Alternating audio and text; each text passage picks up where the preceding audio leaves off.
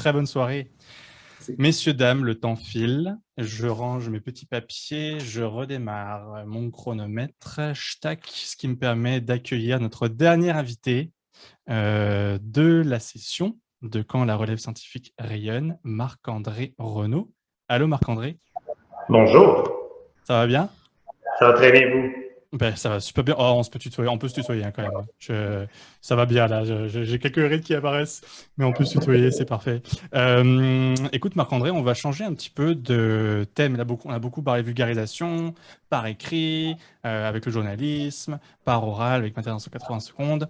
Là, on va parler un petit peu plus postdoc entrepreneur, en tout cas le programme que propose Ivado, qui est en fait un programme qui permet de propulser les idées de recherche qui ont un petit peu en fait qui bouillonnent un petit peu dans les laboratoires, en tout cas pendant ton projet de recherche au doctorat, et que tu as réussi en fait à lancer ta propre compagnie. En quelques mots, c'est Gray Solution pour oncologie, si ma mémoire est bonne, si j'ai bien fait mes travaux, Oui. mes devoirs à la maison, parfait. L'idée, c'est d'optimiser, je le vulgarise beaucoup, d'optimiser un petit peu le temps que les médecins font passer avec les patients pour optimiser les plannings, pour optimiser tout ce qui est l'organisation en fait à l'interne dans les hôpitaux pour donner accès de manière plus optimale aux soins pour les patients. Est-ce que c'est bien ça, Marc-André? Est-ce que je C'est fais bien le pitch d'optimiser élévateur? Ouais. Ouais. la composante médecin, un peu moins, c'est d'optimiser les ressources comme les machines d'imagerie, tout ça, pour s'assurer que les patients se fassent traiter le plus rapidement possible et le plus efficacement possible. Parfait. Puis toi, dans le fond, t'as terminé ton doctorat en 2019, si je ne me Oui. trompe pas. Donc ensuite, tu as passé dans le programme postdoc entrepreneur. Qu'est-ce que ça t'a apporté de justement ce programme-là? Est-ce que c'était uniquement le soutien financier, qui est un soutien, je pense, de 100 000 dollars, si je me trompe pas, pour démarrer, te propulser, et C'est également à le peu soutien, j'imagine, humain, de conseil, en tout cas de même de mentorat que tu pouvais avoir pour te lancer? Oui, donc ça te met dans le milieu d'un écosystème où est-ce que tu es entouré de monde qui mordent vraiment, là, qui ont vraiment de la motivation pour l'entrepreneuriat.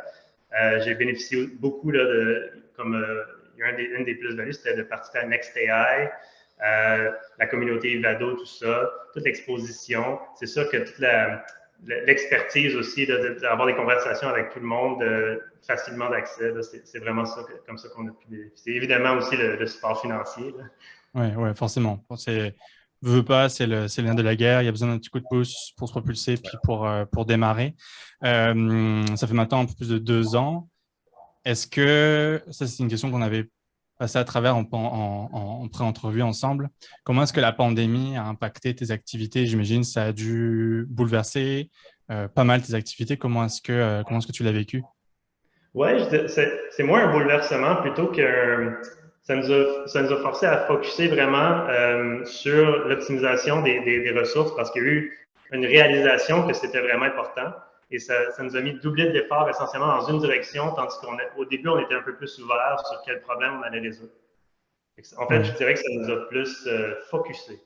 focuser. Donc vraiment recentrer vos approches et vraiment comme revoir votre façon de faire parce que ça faisait comme un peu plus d'un an au final. Quand la pandémie est arrivée, ça faisait un peu plus d'un an que tu avais lancé tes affaires. C'est Fait que ça. ça a pas mal, ouais. Est-ce que là, peut-être que parmi nous, des personnes nous écoutent et auraient envie de se lancer puis passer justement de l'autre côté de la barrière de l'entrepreneuriat?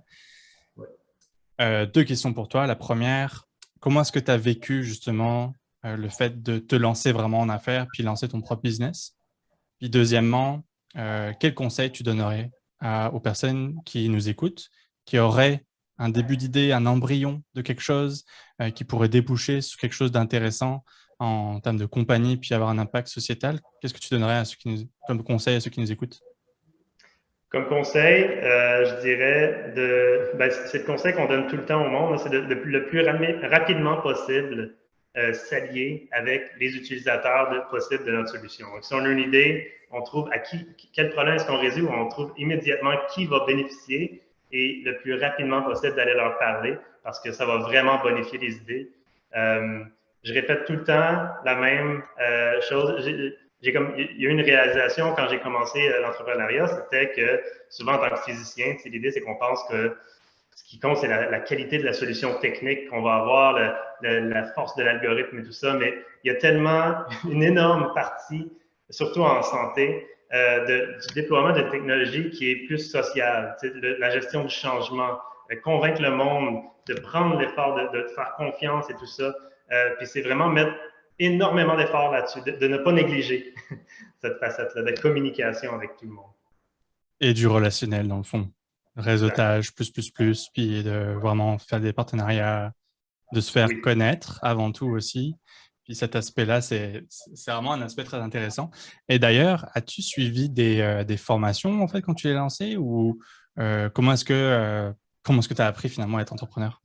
Ben, faut croire, faut que je mentionne aussi, c'est pas juste moi. Là, on est maintenant une équipe de 8. Donc, on a rapidement agrandi l'équipe, trouvé quelqu'un qui est plus business pour prendre soin avec les investisseurs, pour que vraiment mieux séparer les choses. J'ai eu la chance et le privilège, durant mon doc, de vendre une partie de mon doctorat à une compagnie américaine. Et ce que ça a impliqué, c'est vraiment, il y a quelqu'un, un ancien collègue du département de physique médicale qui est venu, qui avait lui-même vendu sa compagnie, donc il est venu comme aider. Et à travers lui, j'ai énormément appris. Son nom, c'est Tony Falco. Et on a fait tout le roadshow d'aller parler aux investisseurs, d'aller parler aux compagnies, serrer des mains, essayer d'expliquer nos trucs, puis de voir ce qui fonctionne. Puis on avait des rencontres, puis des fois, Tony disait, ah, tu sais, là, écoute plus, parle moins, tout des trucs comme ça. Fait que j'ai eu une formation trial by fire, qu'on appelle. Ça Okay. l'a beaucoup aidé. Rien de mieux que la pratique que la théorie, c'est ce que tu es en train de dire? C'est ça. Ah, c'est ça, Exactement. parfait. Puis là, c'est sûr qu'après, oui, il y a le côté relationnel, oui, le côté réseautage. Après, tout ce qui est tes relations, ressources humaines, finances, gestion de projet, tout ce qui est toutes les casquettes que tu peux avoir en tant qu'entrepreneur. J'imagine que tu as appris ça sur le tas au final, en tout cas, que tu essaies de t'en sortir comme tu peux, j'imagine. Tu n'as pas le choix. C'est surtout au Ouais. début, tu fais le back-end, tu communiques avec l'équipe de TI en hôpital pour déployer, mais tu communiques avec les technologues en radio-onco, les infirmières, faut essentiellement faire le plus possible. Il faut être capable de porter plusieurs chapeaux. Là, ça, c'est vraiment important. Ouais. Je vois que le temps file, puis j'aurais encore plein d'autres questions, mais on va être obligé de s'arrêter là. Par contre, ce que je veux simplement rappeler aux gens qui nous écoutent, c'est que le programme, en fait, je pense que c'est une fois par année. Si je ne me trompe pas, le programme Postdoc Entrepreneur, vous avez toutes les informations sur le site d'Ivado. Je pense que pour cette année, la date limite, je pense que c'était courant octobre, si je ne me trompe pas. Mais en tout cas, je vous laisse garder un œil sur ce programme-là si ça vous intéresse. Je pense qu'il y a beaucoup d'informations sur le site. Et si vous voulez rentrer en contact avec Marc-André, je pense que tu es d'accord pour qu'on puisse rentrer en contact avec toi, Marc-André, si besoin. Absolument. Parfait. Je pense que vous avez toutes les informations sur le programme de Octobre Numérique. Merci beaucoup, Marc-André, pour ta participation cet Merci après-midi. beaucoup. À bientôt, j'espère. Très bonne soirée, très bonne fin de semaine. Ce qui termine en fait cette session de Quand la relève scientifique rayonne. J'espère que ça vous a plu, j'espère que ça vous a donné envie, soit de vulgariser, soit de vous lancer en entrepreneuriat. Vous avez vu qu'il y a beaucoup de choses que Ivado peut proposer, que ce soit des projets de recherche en 180 secondes, en 800 mots, ou des données pour raconter, ou carrément vous lancer en entrepreneuriat. Beaucoup de possibilités, beaucoup d'opportunités pour vous de vous lancer.